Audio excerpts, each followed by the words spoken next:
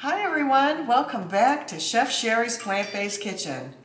It is almost November and here in Chicago we have a beautiful sunny day. I don't know, Dale, if you can pan out the window over there and show the beautiful colors in our backyard.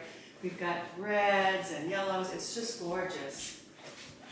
And we're going to enjoy this today because tonight, or rather tomorrow, we're getting snow. So I have a feeling a lot of the leaves will be blowing off of the trees. So we have to appreciate this glorious day while it is here. And we'll do that, right? Right. Right. So in the fall, I'm always wanting to find what I call cozy foods. And my granddaughter would approve of that word because she loves everything cozy. And one of the things she loves, and we love as well, are cozy lentil loaves or vegan loaves of any kind. So I've made a veggie loaf for her, but I'm going to surprise her when I see her at Thanksgiving with a new loaf. And this loaf is from the website Zardy Plants, and it's called a vegan quinoa lentil spicy loaf. Smoky loaf, not spicy, a smoky loaf. So I've done all the hard work ahead of time, so you don't have to watch me chopping vegetables and all that good stuff. But let me tell you how I did it. Well, the reason I made this, to be honest with you, I looked in my freezer and I had frozen brown lentils and a bunch of frozen quinoa.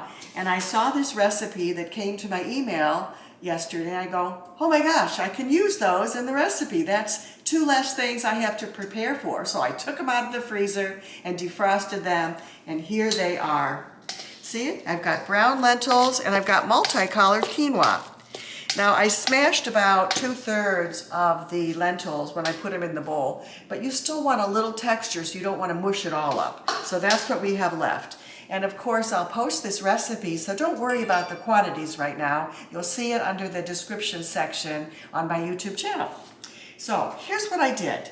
The first thing we had to do, of course, is get the lentils and the quinoa cooked and into the bowl, so that's done.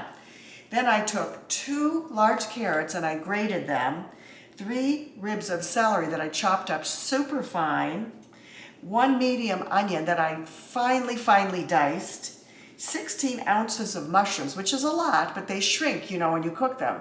So I chopped them real fine. I used 4 cloves of minced garlic, and then I took flaxseed because we need an egg-like binder, so this is it. Look what it looks like. This is 3 tablespoons of flaxseed mixed with 9 tablespoons of water. And you can see how this mixture is going to hold together our loaf. So that's done. Then I also needed either a cup of oat flour or chickpea flour. Well, I had some chickpea flour in the fridge, so we used that. But if you have oatmeal, and I'll show you the kind I use, be right back. Oh, these are quick oats, Dale. Look at that, I got the wrong kind. Don't get the quick oats, get the regular. I've been using quick oats, didn't realize it. Just get the regular organic rolled oats.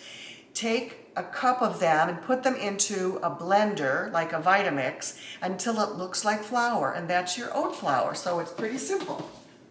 Well, we used our chickpea flour today. Okay, so then it said that I had to saute all my vegetables, and I can show you what they look like now. This is pretty cool, Dale, so we don't have to worry about burning anything here. But I took, let's see what we took first. First we took an onion, and I sauteed that for about 4 or 5 minutes. And then I took garlic and added that in for a minute. Then I added the mushrooms, all of those mushrooms, and just sauteed them all together for, I'd say, 4 to 5 minutes. And with mushrooms and onions, you're getting all that liquid from those vegetables, so no need to use oil of any kind when you're cooking with meat. So you cook that down, and then shredded carrot and the celery I put in at the last minute. And they said put it in a little wire mesh thing like I'm doing here. And then you just push through because you want all the liquid out so you don't have a mushy loaf. So I'm doing that, and look at all of those vegetables fit into this little colander. Pretty cool. But look at how much liquid you get. That's a lot of liquid. I wonder if I should save that for something like a soup broth or something, maybe. Okay, then that goes into the bowl. Boom. Okay. We got too many spoons here. The next thing we're going to do is add the dry and the wet ingredients to this mixture. Now the veggies are sort of hot, so let me just mix them up because I don't want to burn myself. in case I have to use my hands here, but I'll try not to today. Okay, so I'll mix all that up. Okay, so here are the dry ingredients that we did, the flavoring ingredients. Nutritional yeast, smoked paprika, apple cider vinegar, salt, dry thyme, reduced sodium tamari, and I use 2 tablespoons of tahini.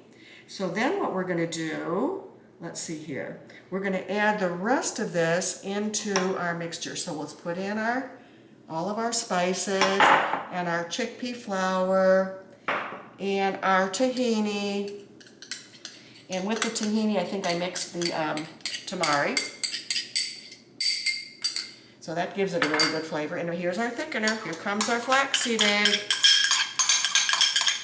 That is it. So now comes the fun part, constructing the loaf.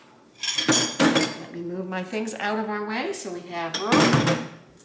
All right, let's start to blend this all together. Yeah, this is a loaf. You can feel how thick it's getting. Here we go. Oh, this is perfect. It's not too wet, but it's not dry either. Perfect. And then I'm going to show you how to make an easy glaze to put on top of it. And I went for the sweet glaze, but you can also do one with sriracha and make it a spicy one. But sorry, Dale, I went with the sweet one. I know you like spicy food. But we had spicy chili for lunch, so that'll be your spice for the day, right? Mm-hmm. Yes. My friend made some wonderful chili for us this weekend, and she gave us some to bring home. So what a pleasure not to have to cook lunch for a day, right? Right. Okay, so I've got this loaf pan. Now it says use parchment paper. This is a non-stick pan. We don't need parchment paper. So you could put it into a loaf pan, and that's what we're going to do now. We're going to construct our loaf. Just adding this mixture into a loaf pan. And hopefully it'll all fit perfectly. I think it will. It's going to be a big loaf. And this will feed us for a while, if you know what I mean, Dan. We won't be cooking for a day or two. We'll be able to use this. And what I love about these veggie loaves is you get all of the vegetables that you need every day. With the quinoa, you get all that great protein, and with the lentils as well. And fiber, folks. This thing is a fiber, delicious, and rich meal. So let's do this. Use my fingers here. My hands are clean, I promise. I washed them before I came on many times. And of course, when we're working at the shelter, we're wearing gloves whenever we're down there cooking, because we try to be extra careful. But look how pretty that looks. Just give it a good pat. Fill up all of the areas so it's nice and even. Oh, that is pretty. So think about this for Thanksgiving. You could put this out for your family with some mashed potatoes and gravy on the side and a nice salad and some cranberries. Yum. Okay. Next step, we're going to add the glaze. So I went ahead and put the ingredients in this little bowl, and I'll tell you what's in the glaze. We've got tomato paste, reduced sodium, tamari or soy sauce, apple cider vinegar, onion powder, and just a teeny drop of teaspoon of maple syrup. So I'm going to stir it all together. I always liked to glaze on top of meatloaf when I was a kid, when my mom would make it. So this is similar to what she used to do. But I think she used to use brown sugar in hers with tomato sauce. Okay, it doesn't take too long. And I'm simply going to spread it on top of our loaf. Make sure it's nice and combined. I see something in there that I don't like. Come on, get in there, stir up. Okay, so we'll take this, we'll add this to the loaf. There it is. What is that thing? I don't know what that is, Dale. I'm not going to put that in. I don't think it blended, whatever it was. Okay, got that. Oh, almost broke a dish. Oh, that's live YouTube, right, Dale? Mm-hmm. Okay, let's just spread this evenly. Now, I'm not going to obviously be able to show you the finished product today, but I can't imagine this is going to taste bad, and I'll tell you why. It's got all the ingredients that I use in lots of foods, lots of dishes, so I think it's going to be delicious. So, but what I would like you to do is to give it a try as well, and then under the comments on my YouTube channel, please let me know what you think of it. So you can give it a thumbs up or a thumbs down. I won't be insulted if you don't like it, but I have a feeling it's going to be a winner. Okay, one more little dollop there, and there you go. Let's throw this guy in the oven. Put it in the oven, 350 degrees. Let's see how long it cooks for. Okay, so it says bake uncovered 32 to 40 minutes. Let's set the timer for 35. Okay, we did that, so now we can leave that alone. And then, let's see what she says. That's it, I guess. 25 to 40, 32 to 40 minutes. That's not long at all, because everything is pretty much cooked right now. It's just all congealing together.